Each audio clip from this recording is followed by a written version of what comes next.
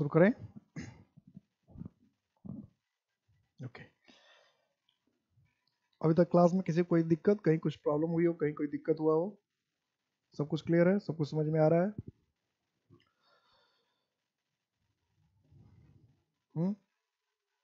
चलिए ठीक, क्वेश्चन से शुरू करते हैं।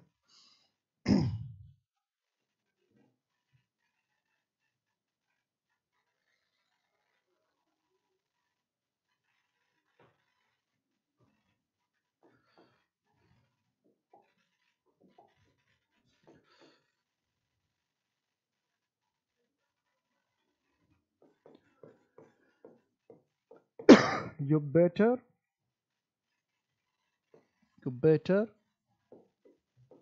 consult a doctor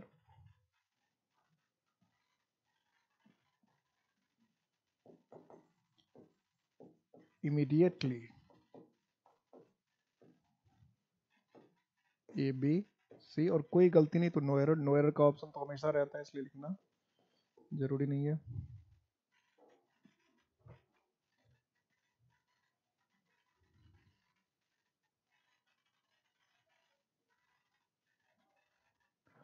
second, the families are living in Gulmohar Park for the last 2 decades.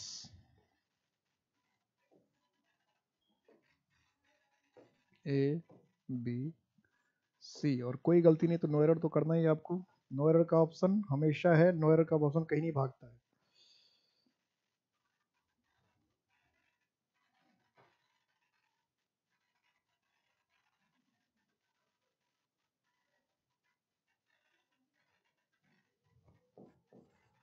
My uncle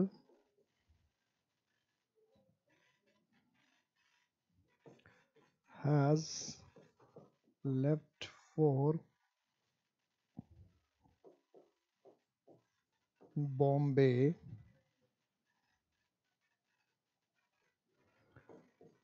last Saturday.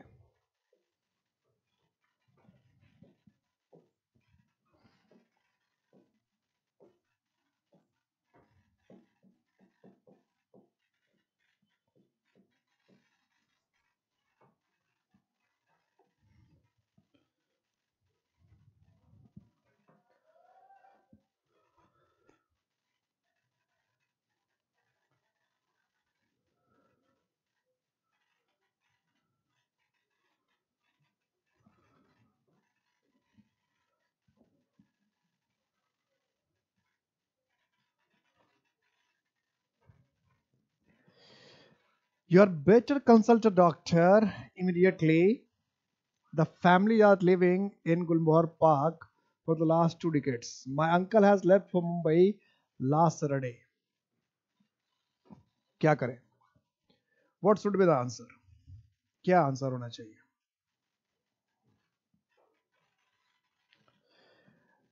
क्या आंसर करें?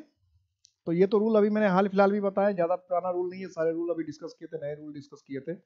तो you had better consult a doctor, पिछली ही क्लास में ये रूल डिस्कस किया था, पिछली ही क्लास में ये रूल डिस्कस किया था। You had better consult a doctor, you had better consult a doctor. तो हम क्या करें? क्या करें? Had better. क्या क्या पिछली क्लास में रूल लिखा था? Had better. क्या करें? Had better. यू भाई देखो, यहाँ कंसल्ट को कंसल्ट नहीं, हैड को ही गायब कर दिया। मैंने आपको क्या कहा था कि या तो कंसल्ट को कंसल्ट कर देता है या टू लगा देता है, दोनों में से कोई काम नहीं किया। क्या किया? हैड को ही गायब कर दिया, तीसरा काम का। इसलिए मैंने क्वेश्चन दिया अभी कि भाई देखो, ऐसा भी क्वेश्चन आ सकता है, कुछ भी कर सकता है। तो you had better consult a doctor, A part में गलती थी। क्या करना था? You had better consult a doctor. The families are living in Gulmohar Park, की जो परिवार है वो गुलमोहर। अब पिछली क्लास में बताया था, तो जैसे ड्यूरेशन दे रखा है, टाइम दे रखा है, तो प्रेजेंट कॉन्टिन्यूस तो हो ही नहीं सकता है। क्या होना चाहिए? Present perfect continuous. तो क्या होना चाहिए? Have been living, have been living in Gulmohar Park, have been living in Gulmohar Park for the last 2 decades। My uncle has left for Bombay last Saturday। क्या बताया था? पास्ट डिनोटिंग टाइम जहां दिया हुआ है, पास्ट डिनोटिंग टाइम अगर दिया, दे दिया, बीता हुआ समय अगर दे दिया, कोई भी ऐसा समय लिख दिया जो खत्म हो चुका है, जो समय जा चुका है, तो बीते हुए समय के साथ, बीते हुए समय के साथ कभी भी, बीते हुए समय के साथ हम कभी भी पास्ट प्रेजेंट परफेक्ट का इस्तेमाल नहीं कर सकते। यही बताया था कि बीते हुए समय के साथ कभी भी हम प्रेजेंट परफेक्ट का इस्तेमाल नहीं करते। तो यहाँ क्या लिखा है? हैज लेफ्ट लिख दिया, यहाँ लास्ट सैटरडे लिख दिया, तो हैज लेफ्ट नहीं होगा, क्या होगा? सिर्फ लेफ्ट। यानी गलती किस पार्ट में थी? यानी फर्स्ट पार्ट में ए में गलती थी, सेकेंड पार्ट में भी ए में भी गलती थी, और थर्ड पार्ट यानी तीनों पार्ट में तो ए में ही गलती निकल गई।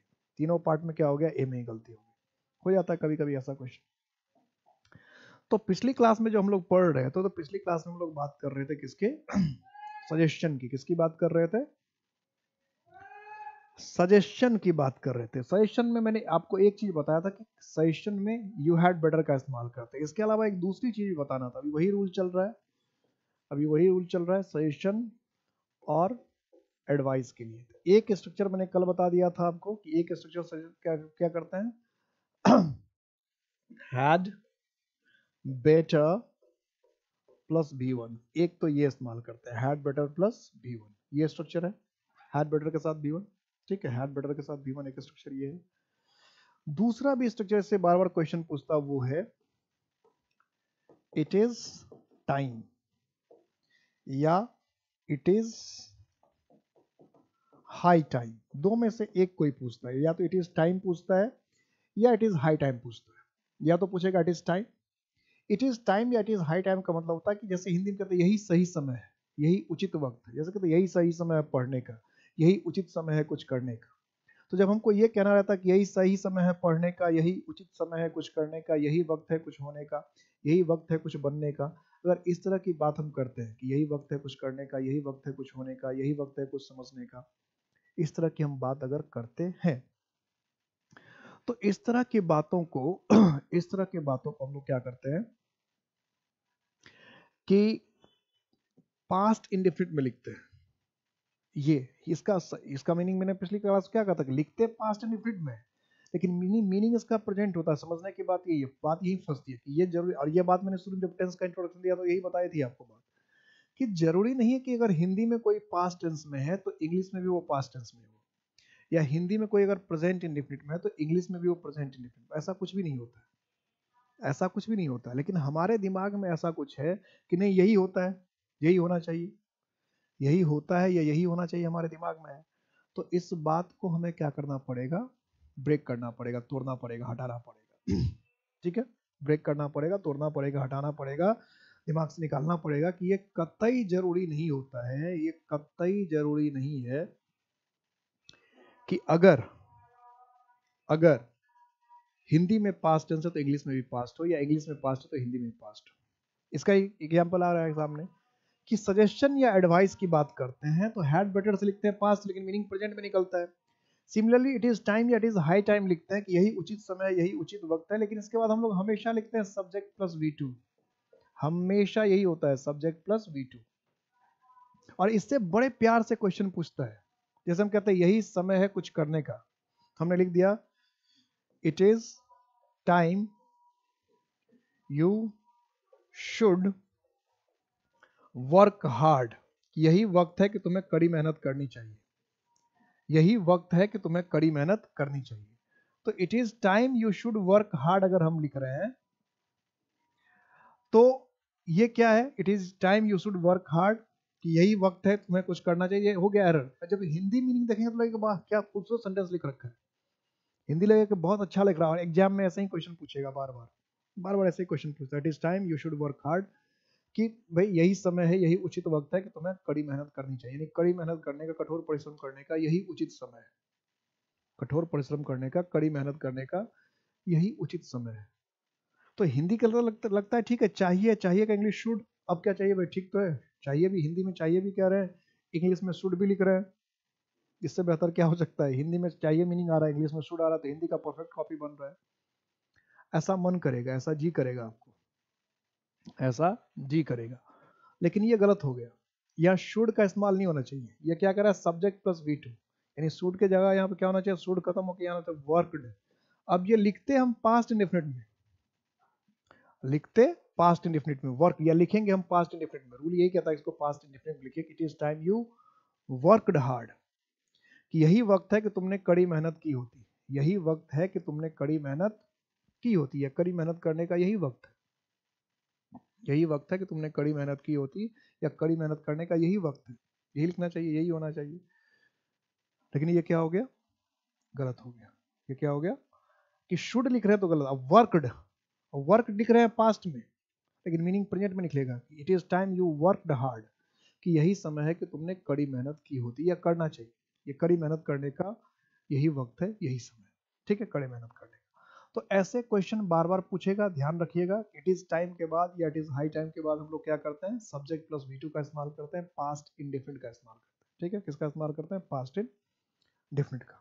ध्यान रह जाएगा, क्लियर रह जाएगा बात। चलिए अब आते हैं इसके स्ट्रक्चर पे, इसके स्ट्रक्चर पे आते हैं। पास्ट इंडेफिनिट का जो स्ट्रक्चर है, पास्ट इंडेफिनिट का जो स्ट्रक्चर है, इसमें भी ढेर सारे स्ट्रक्चर है। पास्ट इंडेफिनिट में भी ढेर सारे स्ट्रक्चर है। क्या क्या स्ट्रक्चर है, सबसे पहला स्ट्रक्चर है कि हो सकता है कि आपको subject was were plus adjective या नाउन, अगर ऐसा कुछ है तो अब ये पास्ट इंडेफिनिट है। जैसे हम कहते हैं ही वॉज इल, या he was a teacher, he was ill या he was a teacher, he was ill या ही वॉज अ टीचर, ये भी पास्ट इंडेफिनिट है। ठीक है, इसके अलावा सब्जेक्ट वाज वर, ये तो पास्ट प्रेजेंट इंडेफिनिट का सीधा है D1, ये भी पास्ट इंडेफिनिट का स्ट्रक्चर हो सकता है। इसलिए लिखा ही वॉज टू गो, वह जाने वाला था। जैसे ही इज टू गो का मतलब वह जाने वाला है, इस तरह से ही वॉज टू गो, सेम वही स्ट्रक्चर है। तो ये दोनों भी पास्ट इंडेफिनिट ही है। इसके अलावा थर्ड स्ट्रक्चर ये भी हो सकता था, subject plus had plus noun, जो पोसेशन के लिए बताया था, याद है, हमने लिखा दशरथ हैड 4 सन्स, कि दशरथ के 4 बेटे थे, ये भी होगा। इसी तरह से जैसे प्रेजेंट में था have has plus 2 plus V1 compulsion के लिए, इसी तरह से हैड प्लस 2 प्लस V1 भी होगा। ये किसके लिए होगा, कंपल्सन के लिए होगा। ये पोसेशन के लिए है, ये कंपल्सन के लिए। अपना सामने में लिखते भी चाहे तो लिख लीजिए कि ये किसके लिए था, पोसेशन के लिए है। ये किसके लिए है, तो कंपल्सन के लिए, मजबूरी दिखाने के लिए। जैसे हमने लिखा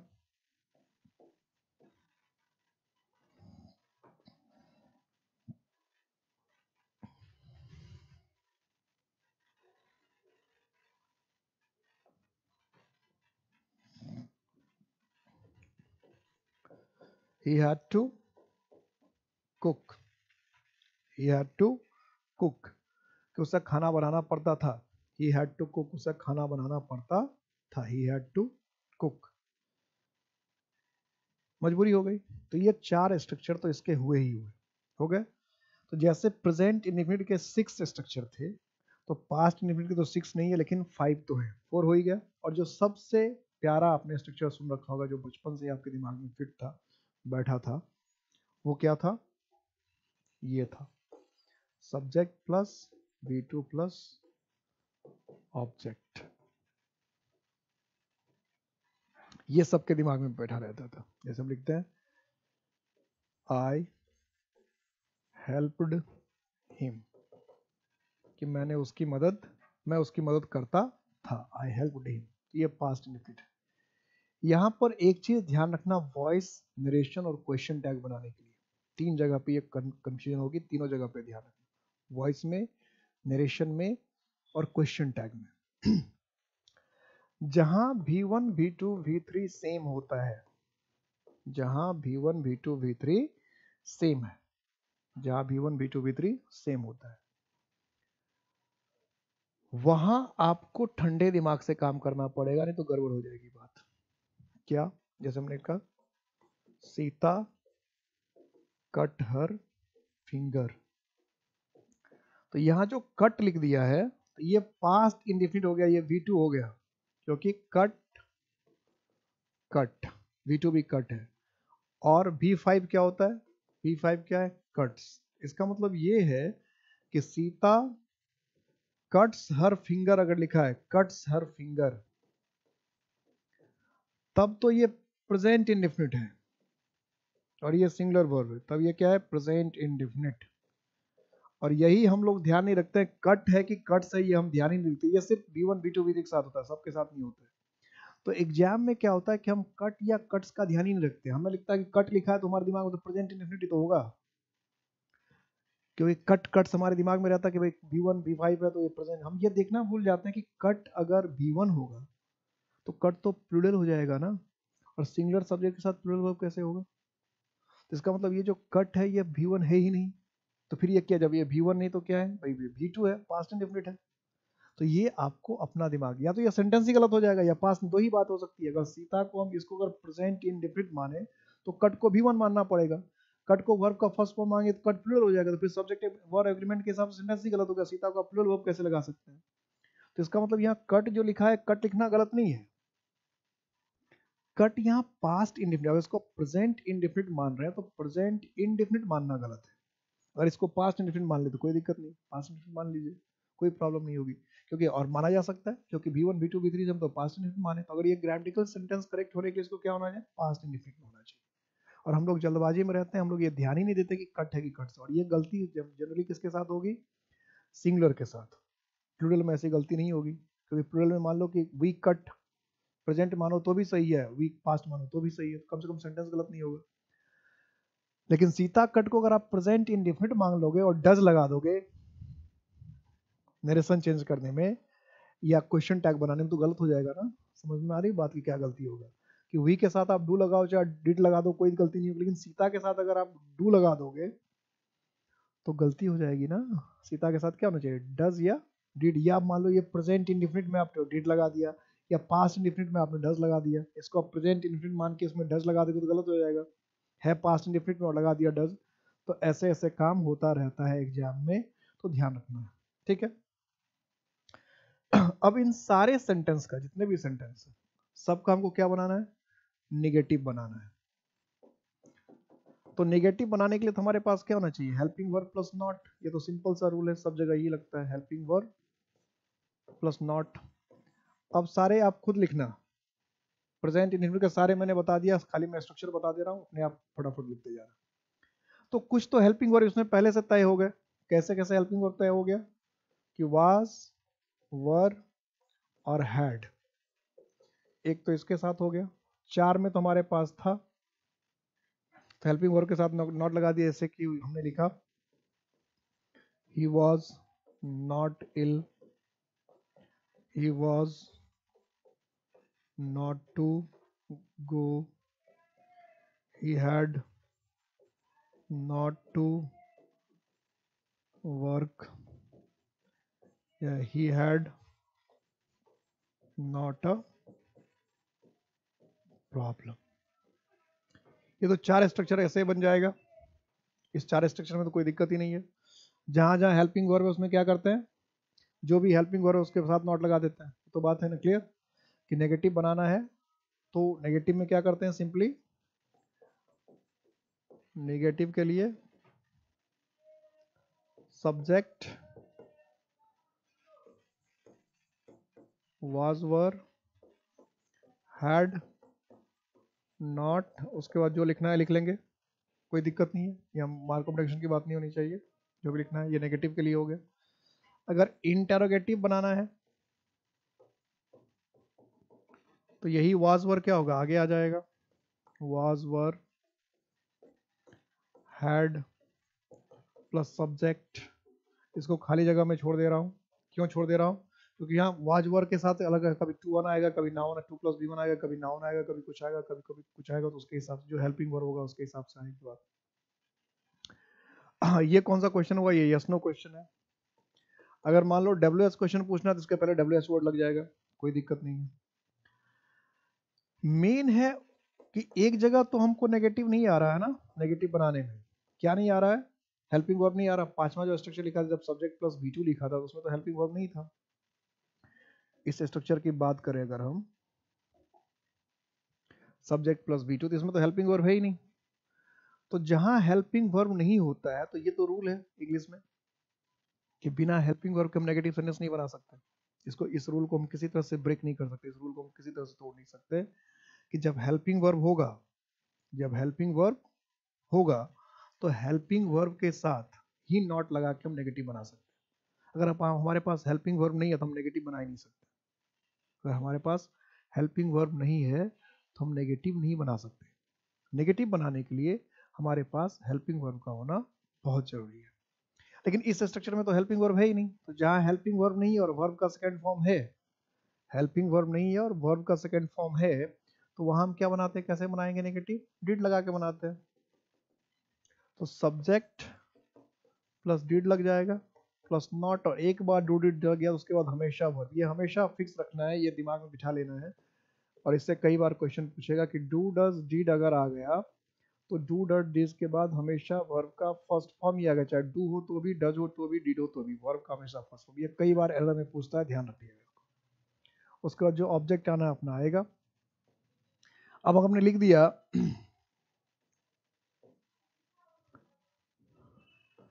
he did not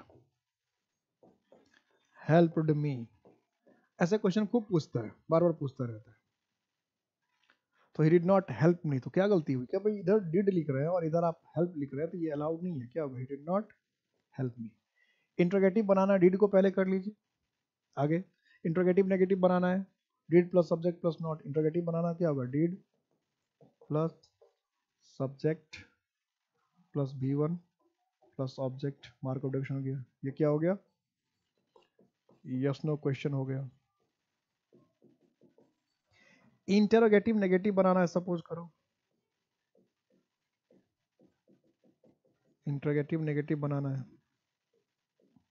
इसका, तो क्या करना? डिड का ले आओ पहले, सब्जेक्ट ले आओ, नॉट ले आओ, V1 ले आओ, ऑब्जेक्ट ले आओ, मार्क ऑफ डिडक्शन लगा लो। सारे वही स्ट्रक्चर है, सारे स्ट्रक्चर वही है, कहीं कुछ बदलता नहीं है। आपको हमेशा बस बात को ध्यान रखना था, इसलिए प्रेजेंट में हम लोग डिटेल से पढ़ते हैं। अभी भी वैसे मैं तो हर जगह स्ट्रक्चर लिख ही दे रहा हूँ, लेकिन अब आगे से ध्यान रखना है कि नेगेटिव इंट्रोगेटिव खुद से भी बना लो। इतनी बार लिख दिया कि अब अपने से दिमाग लगा के बना लेना चाहिए आगे की टेंस। तो ये थी पूरी कहानी पास्ट इंडेफिनिट की। ठीक है, अब आगे की बात करते हैं हम लोग।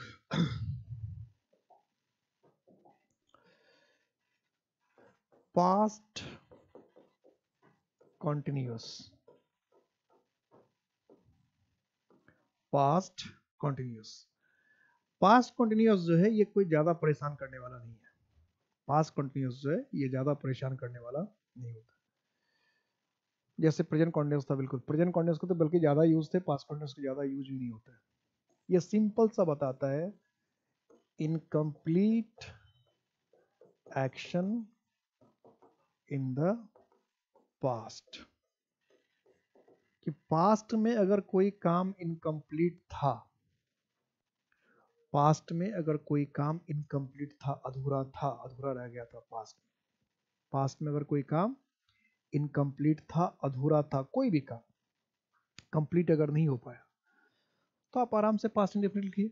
पास्ट में अगर कोई काम जो है अधूरा रह गया, अधूरा था, पूरा नहीं हो पाया, तो आप पास्ट कंटिन्यूअस लिखिए, कोई प्रॉब्लम नहीं। जैसे हमने लिखा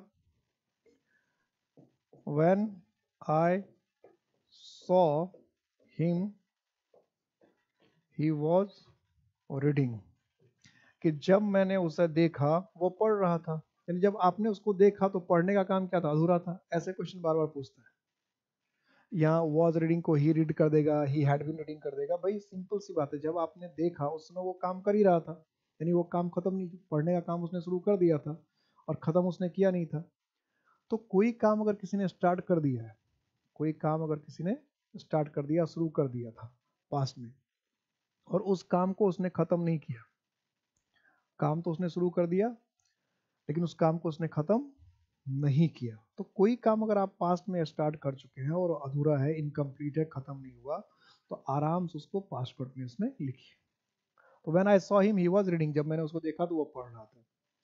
हम कह रहे हैं ही वाज वर्किंग हार्ड, कि वह कड़ी मेहनत कर रहा था, यानी काम चल ही रहा था, अधूरा था। हमने कहा दे वर वेटिंग, कि वे लोग तुम्हारा इंतजार कर रहे थे, वे लोग इंतजार कर रहे थे। हमने कहा ही वॉज बैटिंग। तो इन सब का मतलब क्या है कि जो आप बताना चाह रहे हैं कि वो काम जो था वो अधूरा था। आपने जब देखा तो बल्लेबाजी कर रहा था, काम जो है वो पूरा नहीं हुआ था। तो कोई भी काम अगर अधूरा है, कोई भी काम अगर पूरा नहीं हुआ, कोई भी काम अगर अधूरा रह गया है, कोई भी काम अगर पूरा नहीं हुआ है, तो उसको हम आराम से कहाँ से लिख सकते हैं, कहाँ से बना सकते हैं, पास्ट कंटिन्यूअस। कोई भी काम अगर अधूरा है, पूरा नहीं हुआ है, तो उसको हम आराम से पास्ट कंटिन्यूअस में बना सकते हैं, बनाया जाता है। जितने भी काम अधूरे, incomplete actions in the past, क्या लिखा, incomplete actions in the past, जितने भी आपके अधूरे काम, बस ये ध्यान रखना है कि इसमें टाइम पीरियड ना दिया हो। टाइम पीरियड देकर अधूरा काम बताएंगे, इनकम्प्लीट बताएंगे, तो फिर पास्ट परफेक्ट कंटिन्यूअस में जाना पड़ेगा। इसमें देखो कहीं भी टाइम नहीं लिख रहे, सिर्फ बता रहे कि काम जो था चल रहा था, काम जो था अधूरा था। टाइम नहीं बता रहे कि कब चल रहा था, कैसे चल रहा था, ये नहीं बता रहे, बस इसका ख्याल रखना। ठीक है, एक ही इसका यूज है, ज़्यादा इसका यूज है नहीं, इसलिए हम लोग डायरेक्ट इसके स्ट्रक्चर पे आते हैं। तो इसका स्ट्रक्चर क्या होगा भाई, एक ही स्ट्रक्चर है, पास्ट की तरह इसमें ढेर सारा स्ट्रक्चर नहीं है, इंडिफिनिट की तरह, कि was were plus B4 plus object. ये एफर्मेटिव का हो गया। नेगेटिव का बना ही लोगे, क्या होगा, subject was were, helping verb के साथ नॉट लगा दो, खाली नॉट V4 प्लस ऑब्जेक्ट। 2-3 में लिख देता हूं, आगे आप खुद लिख लेना। यस नो क्वेश्चन बनाओगे तो क्या होगा, was were plus subject plus V4 plus object plus markup division. ऐसे इंट्रोगेटिव नेगेटिव बनाना होगा तो नॉट क्या करोगे, सब्जेक्ट के बाद लगा लोगे। WS क्वेश्चन बनाना पड़ेगा, WS क्या करोगे, वाज वर के पहले लगा लो, कोई दिक्कत ही नहीं, फटाफट बना लेना सारे स्ट्रक्चर तो सारे आसान ही है। एक बार सिर्फ प्रेजेंट इंडेफिनिट का जब स्ट्रक्चर समझ में आ जाता है ना, उसके बाद सारे के सारे स्ट्रक्चर जो है सिर्फ हेल्पिंग वर्ब ही बदलना रहता है। इसका मतलब क्या है कि हेल्पिंग वर्ब बदलता जा रहा है, टेंस बदलता जा रहा है, यही तो हो रही है। सारे सेंटेंस का स्ट्रक्चर बिल्कुल एक जैसा है, एक ही काम, बस हेल्पिंग वर्ब बदल रहा है और टेंस बदल जा रहा है, यही हो रहा है ना। अभी तक पूरे पूरे में आप क्या देखें, स्ट्रक्चर तो नहीं बदल रहा है, स्ट्रक्चर तो सब जगह वही है, वही 5-6 सेंटेंस है, वही स्ट्रक्चर है, सिर्फ हेल्पिंग वर्ब बदल ले रहे हैं, टेंस बदल जा रहा है, यही तो हो रहा है। हेल्पिंग वर्ब वर्ब के फॉर्म को बदल दे रहे हैं, अब हेल्पिंग वर्ब के हिसाब से वर्ब का फॉर्म चेंज हो रहा है, तो वर्ब का फॉर्म ये हेल्पिंग वर्ब बदलते जा रहे हैं, टेंस बदलता जा रहा है। अब आते हैं हम लोग पास्ट परफेक्ट में। पास्ट परफेक्ट जो है बहुत ज्यादा क्वेश्चन पूछता है, और पास्ट परफेक्ट जो है आपको कंफ्यूज भी खूब करता है। पास्ट परफेक्ट जो है कंफ्यूज भी। अब टेंस जो है बहुत जल्दी खत्म होने वाला है, जो टेंस में टाइम लगना था वो लग चुका है, अगले 2 से 3 क्लास में आपका टेंस खत्म हो जाएगा। ये नहीं कि आप सोचिएगा कि क्योंकि अब जितने भी टेंस है उसमें बहुत कम, फ्यूचर का तो बहुत कम यूज है, फ्यूचर का तो बहुत यूज ही बहुत ज़्यादा कम है, तो ज़्यादा दिक्कत ही नहीं करेगा, परेशानी नहीं करेगा। तो समझने की बात क्या है कि पास्ट परफेक्ट का इस्तेमाल हम करते क्या है, कब करते हैं। तो जनरली लोगों के दिमाग में, स्टूडेंट के दिमाग में ये रहता है कि अगर था है तो हम पास्ट परफेक्ट का इस्तेमाल कर देते हैं, तो इस दिमाग से बाहर निकल जाइए। अगर तो उसने खाया था, उसने पढ़ा था, वो पटना गया था, तो ऐसा कुछ नहीं था कि वह गया तो ही वेंट और वह गया था तो ही हैड गॉन। अगर ऐसा कुछ आप समझ में है तो बहुत गलत सोच रहे हैं। और हम ये सोच रहे हैं कि गांधी जी 1869 में पैदा हुए थे, तो हम लिखेंगे Gandhi had been born in 1869, तो बिल्कुल गलत हो जाएगा। ये हम कहते हैं भारत 1947 में आज़ाद हुआ था, और इसको हम लिख देंगे India had become independent in 1947, तो ये बिल्कुल गलत होगा। मतलब था देखकर अगर आप हैड लगा देंगे तो बिल्कुल गलत हो जाएगा। आपको क्या बता रखा है कि बात कितनी भी पुरानी हो, बात कितनी भी पुरानी हो, अगर टाइम दिया हुआ है, पास्ट डिनोटिंग वर्ड का यूज किया तो पास्ट इंडेफिनिट का यूज करते हैं, सिंपल सा रूल। तो जब बात कितनी भी पुरानी हो उसके लिए पास्ट इंडेफिनिट का इस्तेमाल करते हैं, चाहे कितनी भी पुरानी हो, टाइम दिया हुआ है। तो फिर पास्ट परफेक्ट की जरूरत क्या थी, जितने भी पुराने काम है, चाहे कितना भी पुराना काम है, पास्ट इंडेफिनिट से ही काम चल जाता है। और इनकम्प्लीट के एक्शन को पास्ट कंटिन्यूअस से बोल दिया, तो फिर पास्ट परफेक्ट की जरूरत क्या थी? ये सोचने की बात है कि भाई कितना भी पुराना काम है, कितना भी पुराना है, पास्ट इंडेफिनिट लिखना है। जो इनकम्प्लीट है, तो यही दो बातें हो सकती है, या पुराना काम होगा, कंप्लीट हो चुका होगा, या फिर चल रहा, दो ही बात है। काम में तो दो ही बातें होनी, या तो काम कंप्लीट हो गया होगा, चल रहा होगा, या होने वाला होगा। होने वाला होगा तो हम फ्यूचर में जाएंगे, अगर हो चुका था काम पहले से और उसमें पास्ट इंडेफिनिट लिखना तो फिर दिक्कत ही नहीं, या फिर अधूरा होगा तो पास्ट कंटिन्यूअस। तो फिर तो दो ही कहानी में खत्म हो गया ना, इनकम्प्लीट में पास्ट कंटिन्यूअस और कंप्लीट में पास्ट इंडेफिनिट। तो फिर पास्ट परफेक्ट की जरूरत क्या? अब कौन सा काम बाकी रह गया कि पास्ट परफेक्ट हम लेकर आ रहे हैं? ये दिमाग में सोचने में अच्छा लगता है कि अभी हाल फिलहाल में खत्म हुआ तो पास्ट इंडेफिनिट, बहुत पहले खत्म हुआ तो पास्ट परफेक्ट, अधूरा है तो पास्ट, ये थोड़ा सोचने में अच्छा लगता है। लेकिन यहाँ तो दो ऑप्शन को ब्लॉक कर रहा है, कह रहा है कि अगर कितना भी पुराना काम है, चाहे अभी खत्म हुआ चाहे बहुत पहले खत्म हुआ, लिखना पास्ट इंडेफिनिट है। तो दो ऑप्शन का तो एक ही काम में ला दिया ना। अगर ये बात होती कि अभी अभी खत्म हुआ है, हाल फिलहाल में 2 4 5 दिन में खत्म हुआ तो पास्ट इंडेफिनिट, और बहुत पुराने खत्म हो गया बहुत पहले का तो पास्ट परफेक्ट, ये तो कर ही नहीं रहा। कह रहा था बात तो चाहे अभी खत्म हुआ चाहे कितने पुराना क्यों ना हो, पास्ट इंडेफिनिट। तो फिर पास्ट परफेक्ट की आवश्यकता क्या है, इसको समझना है। पास्ट परफेक्ट में ये इंग्लिश क्या आता है कि पास्ट परफेक्ट का इस्तेमाल करना है टू एक्शंस। एक एक्शन से मतलब अभी तक आप जितने भी टेंस ले रहे थे, सारे में एक ही एक्शन की बात कर रहे थे, एक ही वर्क की बात कर रहे थे, है ना? जितने भी आपने एक्शन लिया, जितने भी आपने काम किया, सब में एक एक्शन की बात कर रहे थे, सब में एक एक्शन की बात हो रही थी, एक ही काम की बात हो रही थी, है ना? एक एक्शन की बात हो रही थी, एक काम की बात हो रही थी। क्लियर? इतना तो समझ में आ रहा है कि अभी तक जितने भी एक्टिविटीज लिए हमने, जितने भी बातें की हमने, जो जो बातें की, सब में एक एक्शन था। अब ये कह रहा है कि दो एक्शन में, अब दो एक्शन में भी कंडीशन लिख रहा है। इस कंडीशन को ध्यान दीजिएगा कि दो एक्शन ही होना काफी नहीं है। वन एक्शन कंप्लीटेड, फिर गैप, थोड़ा सा समय निकले, और फिर दी अदर एक्शन स्टार्टेड। आप चाहो तो इस तरह से ग्राफ बना के लिख सकते हो, या तो आपको ग्राफ बना कर नहीं तो अपने हिंदी में लिख लो कि पास्ट परफेक्ट का इस्तेमाल हम तब करते हैं जब दो एक्शन हो, एक खत्म हो चुका हो, खत्म होने के बाद कुछ समय बीता हो, गैप, गैप का मतलब क्या? कुछ समय बीता हो, यानी एक एक्शन पूरी तरह से खत्म हो गया हो, उसके बाद कुछ समय बीत गया हो, कुछ गैप हुआ हो। एक एक्शन पूरी तरह से खत्म हो गया है, उसके बाद कुछ समय बीता है, समय बीत गया हो, और उस समय थोड़े से समय बीत जाने के बाद, थोड़े से समय बीत जाने के बाद कोई दूसरा काम शुरू हुआ। ठीक है? अब दो काम में क्या रिलेशन बता रहा है कि एक तो सबसे पहले कह रहा है कि पास्ट परफेक्ट का इस्तेमाल करने के लिए दो एक्शन का होना जरूरी है। पास्ट परफेक्ट का इस्तेमाल करने के लिए दो एक्शन का होना जरूरी है, पहली बात। अब दूसरी बात क्या कह रहा है कि दोनों एक्शन में क्या रिलेशन होना चाहिए कि भाई एक काम पहले से खत्म हो रखा हो, यानी एक काम पहले से हो चुका हो, एक काम पहले से हो चुका हो, उसके बाद थोड़ा सा समय बीता हो, थोड़ा सा गैप हुआ हो, और उसके बाद दूसरा काम हुआ। इस गैप का बहुत इंपॉर्टेंस है। इसका मतलब ये है कि अगर दो काम हुआ हो, काम तो दो हुआ, लेकिन दोनों के बीच में गैप ना हुआ हो, तो फिर वो पास्ट परफेक्ट का केस नहीं है। ये बात समझने की है, point to be noted my Lord. कि बात क्या समझनी थी कि दो एक्शन हुआ, तो दो एक्शन, बहुत सारे बच्चे बस ये समझते हैं कि दो एक्शन हुआ यही पास्ट परफेक्ट है। कई कई बच्चों को थोड़ा सा रूल पता रहता है, वही समझते कि दो एक्शन हो गया तो जो काम पहले हो गया उसमें पास्ट परफेक्ट लिख दो, जो बाद में हुआ उसमें पास्ट नहीं लिख। ऐसा बिल्कुल नहीं कहता है। दो एक्शन हुआ है और पहले एक्शन के खत्म होते ही अगर दूसरा शुरू हो गया, तो एक काम तो पहले हुआ, जैसे वो खत्म हुआ दूसरा शुरू हो गया, तो दूसरा बाद में हुआ। लेकिन ये पास्ट परफेक्ट का केस नहीं है। पास्ट परफेक्ट कहता है कि एक के खत्म होते ही दूसरा नहीं शुरू होना चाहिए। एक खत्म हो जाए, थोड़ा सा आराम कर लो, थोड़ा सा टाइम ले लो, उसके बाद दूसरा काम शुरू होना चाहिए, गैप होना चाहिए। अगर गैप नहीं है तो कहानी खत्म। इस बात को ध्यान रखना।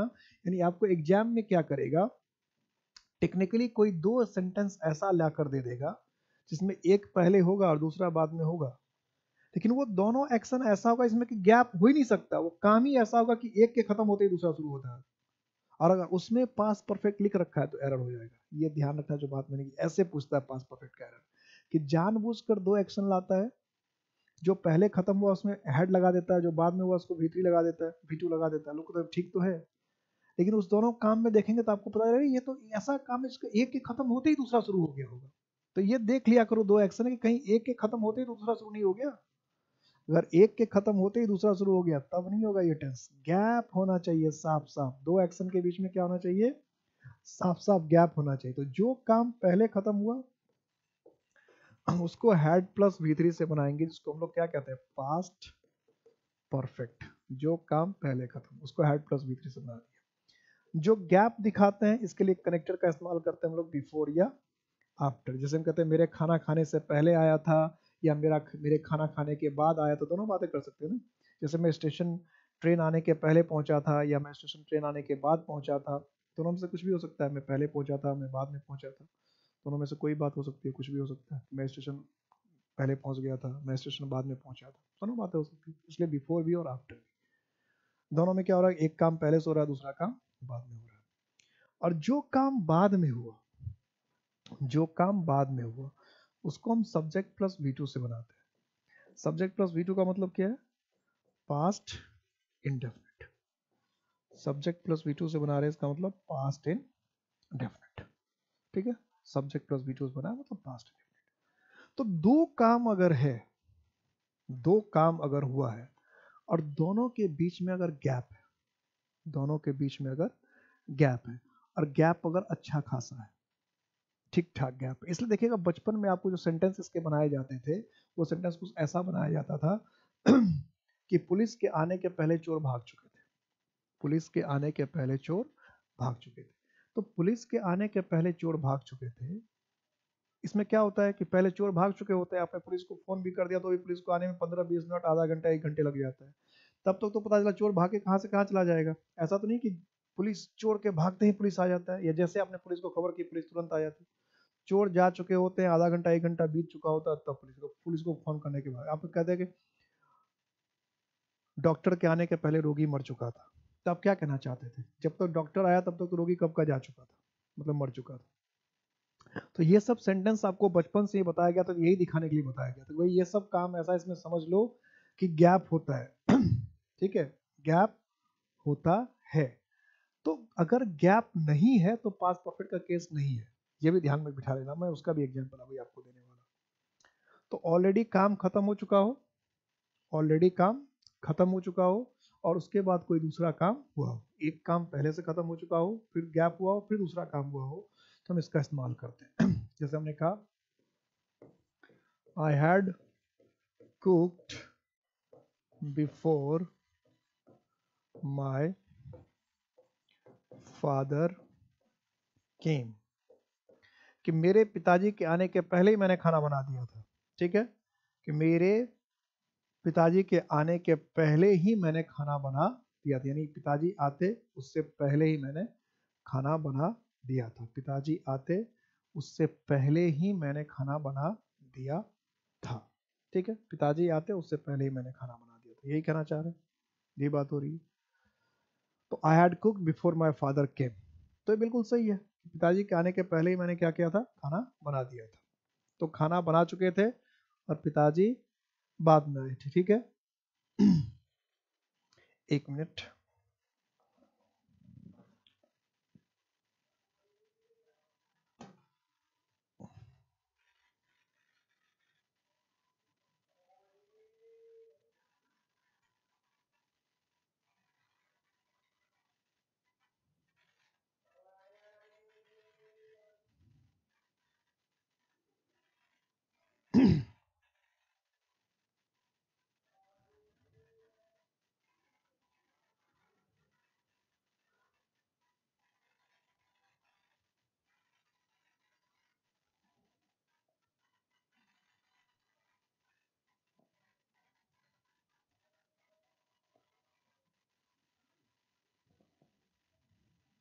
ओके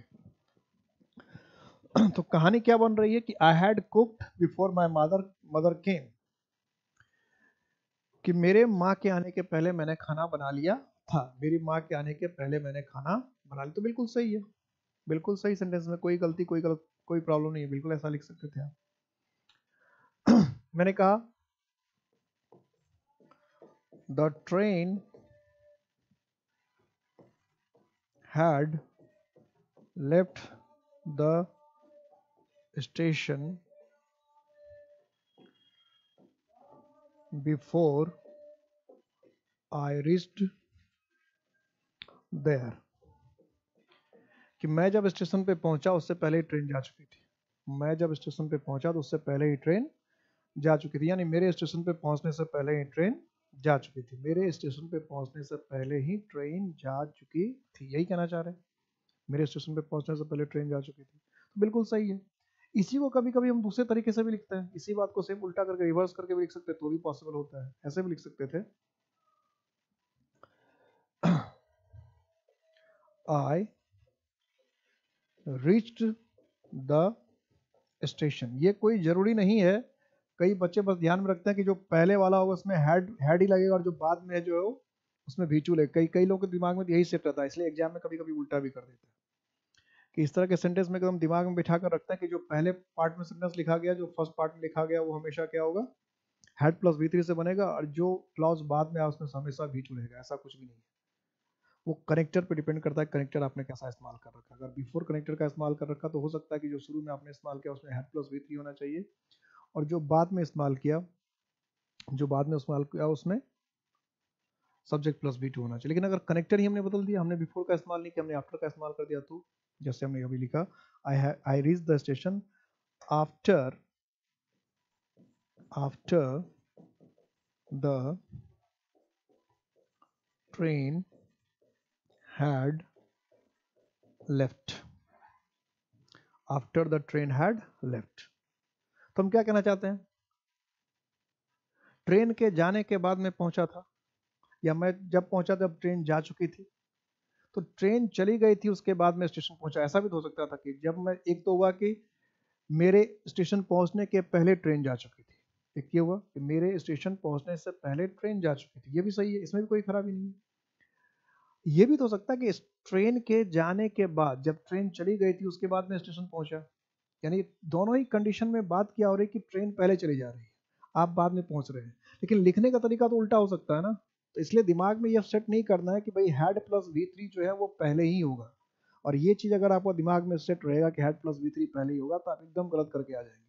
मतलब इस तरह का सेंटेंस आ जाएगा, इस तरह का सेंटेंस आ जाएगा, और इसमें आप क्या करके आएंगे कि आप नहीं देख रहे कि नो एरर करके आना के बजाय क्या करेंगे कि यहाँ हैड कर देंगे। आप बहुत सारे लोग ऐसा करते हैं कि यहाँ देखते ये नहीं देख रहे हैं कि भाई यहाँ आफ्टर लिखा है, वो देख रहे हैं शुरू में तो हैड होना चाहिए, तो शुरू में तो हैड लिखा ही नहीं, तो इसको हैड कर दो। ये नहीं देख रहे कि हैड यहाँ ऑलरेडी से, या कुछ लोग क्या करते हैं यहाँ हैड को ही गलत काट के आ जाता है कि यहाँ हैड क्यों नहीं करता, हैड तो शुरू में आना चाहिए था। ऐसा भी करें, दोनों ही केस में आपका आंसर गलत होगा। तो आप अच्छी तरह से समझ के जाइएगा कि भाई कनेक्टर कौन सा यूज किया है, किस कनेक्टर का यूज किया, उसके हिसाब से हैड प्लस V। कंडीशन सिर्फ इतना है कि आपको ये देखना है कि जो काम पहले हुआ वो हैड प्लस V3 से हुआ, उसको सेंटेंस में लिखा कहाँ गया ऐसे कोई मतलब नहीं है। It doesn't make any difference whether what is the place of that sentence which has occurred first। कि जो घटना पहले घटी उसको पहले ही लिखेंगे, ये कंपलसरी रूल नहीं, this not a compulsory rule. ये कंपलसरी नियम नहीं है कि जो घटना पहले घटी उसको पहले ही लिखना है, ऐसा कोई रूल नहीं है। जो घटना पहले घटी उसको लिख हम कहें, उसका रूल ये है कि जो घटना पहले घटी उसको हैड प्लस V3 से लिखना है, ये है सिर्फ रूल। ये रूल नहीं है कि जो घटना पहले घटी उसको सेंटेंस में भी पहले ही लिखना है, it is not a rule. ये रूल नहीं है, रूल सिर्फ इतना है, the action which has taken place first that should be written in the past perfect tense, the tense of that sentence should be past perfect. ये rule है कि जो घटना पहले घटी है उसका टेंस पास्ट परफेक्ट होना चाहिए, उसका टेंस पास्ट परफेक्ट होना चाहिए, वो पहले लिखा जाना चाहिए। ये कोई रूल नहीं है, समझ में आगे बात। तो अभी इसके मैं कुछ एग्जाम्पल और कराऊंगा, क्योंकि इससे क्वेश्चन बहुत पूछता है, तो इससे उसको जल्दबाजी में चलने की हमें जरूरत नहीं है। इससे अभी कई क्वेश्चन पूछता है, तो इसमें अभी कुछ और कराना बाकी है, फिर पास्ट परफेक्ट खत्म होगा। अब सारे टेंस छोटे छोटे हैं, एक दो रूल वाले, प्रेजेंट इंडेफिनिट और पास्ट इंडेफिनिट में ही काफी रूल्स हैं। उसके बाद जितने भी सेंटेंस रूल्स चैप्टर टॉपिक्स है सब में एक दो रूल से ज्यादा नहीं है, ठीक है। तो इसलिए फटाफट फटाफट खत्म, जो टाइम लगता है उधर ही लगता है। ओके, जिसका मैं इसका बना दूंगा आपको।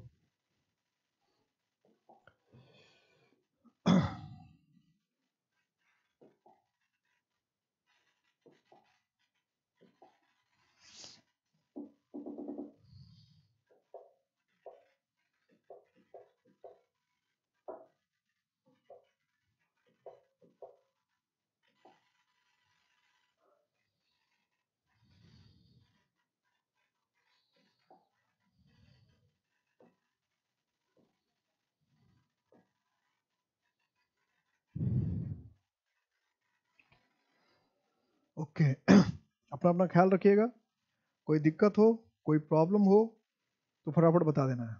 कोई दिक्कत हो कोई प्रॉब्लम हो कोई ऐसी चीज़ हो जो समझ में नहीं आ रहा है, ऐसा तो इससे मैं होने नहीं दूंगा कि समझ में ना आए।